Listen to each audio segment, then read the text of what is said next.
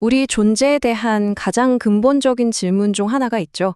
바로 내 영혼은 대체 어디서 왔을까 하는 겁니다. 이 질문 정말 수세기 동안 수많은 사상가들을 괴롭혔는데요. 오늘은 바로 이 깊고 신비로운 주제의 핵심으로 한번 같이 들어가 보려고 합니다. 자, 이 오래된 질문을 한번 현대로 가져와 볼까요? 만약에, 정말 만약에 우리가 인간을 복제할 수 있게 된다면 그 복제 인간에게도 영혼이 있을까요? 되게 SF 영화 같은 질문이죠. 근데 보세요. 이 영혼의 기원에 대한 질문이 그냥 옛날 사람들만의 고민이 아니라 바로 오늘날 우리에게도 여전히 중요한 문제라는 겁니다. 근데 정말 흥미로운 게 뭔지 아세요? 이 질문에 대한 답을 찾으려고 성경을 딱 펼쳐보면요. 명확한 답이 없다는 거예요.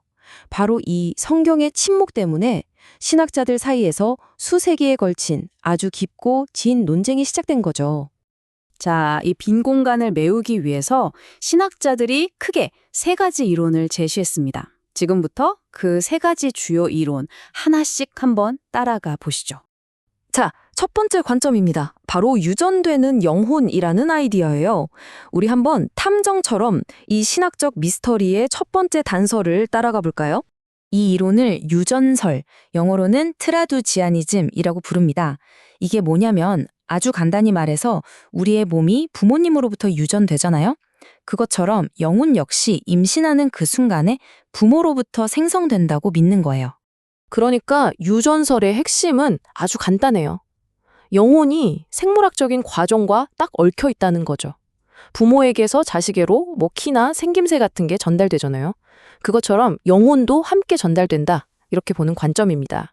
하지만 이 이론은 곧바로 엄청나게 큰 철학적인 질문에 부딪히게 됩니다. 바로 이거죠.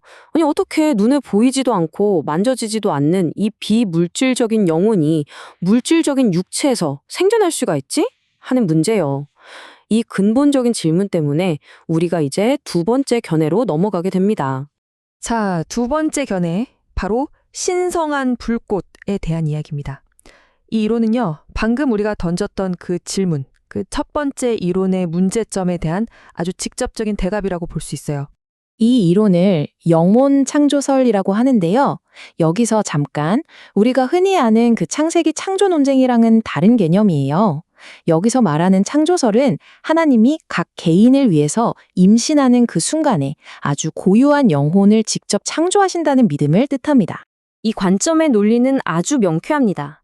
하나님께서 직접 영혼을 짠 하고 창조하신 다음에 그걸 수정체 안에 쏙 넣어주신다는 거죠. 어때요? 이렇게 설명하니까 비물질적인 영혼이 물질적인 육체에서 나온다는 그 어려운 문제가 아주 깔끔하게 해결되죠.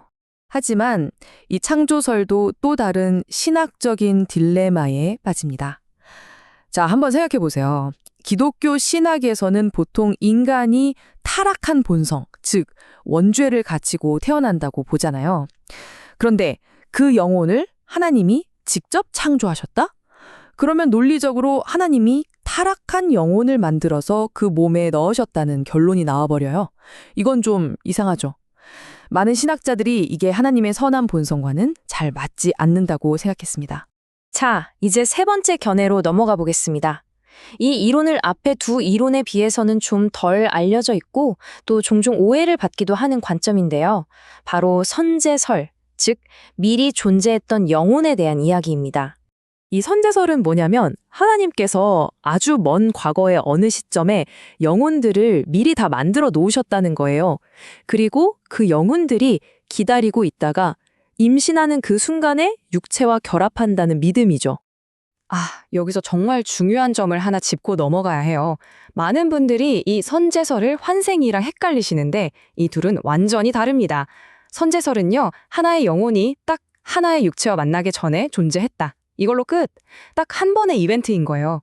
반면에 환생은 뭐죠? 하나의 영혼이 이 몸, 저 몸, 여러 육체를 계속 옮겨다니는 거잖아요. 근본적으로 다른 개념입니다. 이 선제설을 지지하는 사람들은 욥기 15장 7절 같은 구절을 근거로 들기도 합니다. 네가 어찌 사람 중에 가장 먼저 낳느냐, 산들이 있기 전에 네가 먼저 낳느냐, 이런 구절인데요. 물론 이 해석에 대해서는 논란이 많아요. 하지만 이들은 이런 구절들이 영혼이 육체보다 먼저 존재했을 가능성을 암시한다고 주장하는 거죠. 자, 이렇게 세 가지 길을 모두 따라와 봤는데 그래서 결론이 뭐냐고요? 놀랍게도 우리는 명확한 정답이 아니라 여전히 풀리지 않은 신성한 신비 그 자체와 마주하게 됩니다. 한번 정리해 볼까요? 첫째, 유전설. 영혼이 부모로부터 유전된다. 하지만 물질이 어떻게 영혼을 만드냐는 문제가 남죠. 둘째, 창조설. 하나님이 각 영혼을 만드신다. 하지만 그럼 하나님이 타락한 영혼을 만드시는 거냐는 딜레마가 생기고요. 마지막, 선제설. 영혼이 몸보다 먼저 있었다. 근데 이건 성경적 근거가 좀 약하고 오해받기도 쉽죠. 결국 보세요. 각각의 이론이 하나의 문제를 해결하면 또 다른 문제를 만들어내는 셈이에요. 마치 이쪽 구멍을 막으면 저쪽에서 물이 새는 것처럼요. 바로 이것 때문에 이 논쟁이 수세기 동안 계속되는 겁니다. 아직까지 완벽하게 딱 걸어맞는 답은 없는 거죠. 어쩌면 말이죠. 이 모든 논의의 진짜 핵심은 정답을 찾는 게 아닐지도 모릅니다. 오히려 이 위대한 질문과 끊임없이 씨름하고 고민하는 그 과정 자체에 의미가 있는 건 아닐까요? 이 신비를 향한 여정이야말로 우리 자신의 존재를 더 깊이 들여다보게 만드는 진짜 열쇠일지도 모릅니다.